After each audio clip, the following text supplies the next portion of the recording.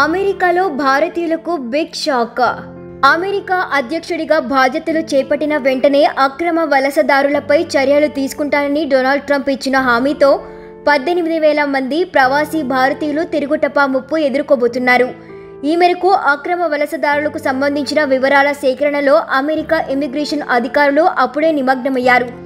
అమెరికాలో అక్రమంగా నివసిస్తున్న వారి గణాంకాలను US immigration and custom enforcement ఇటీవల విడుదల చేసింది.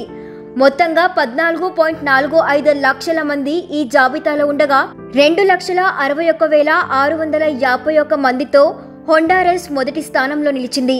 గ్వాటెమాలా నుండి 2.5 లక్షల మంది ఉండగా మెక్సికో, ఎల్ సాల్వెడార్ దేశానికి చెందిన వారి సంఖ్య కూడా అధికంగానే ఉంది. ఈ జాబితాలో 17,940 మంది భారతీయులు ఉన్నట్లు నివేదిక వెల్లడించింది. దాదాపు 37,000 మంది చైనీయులు సైతం ఈ ముప్పును ఎదుర్కొంటున్నారు.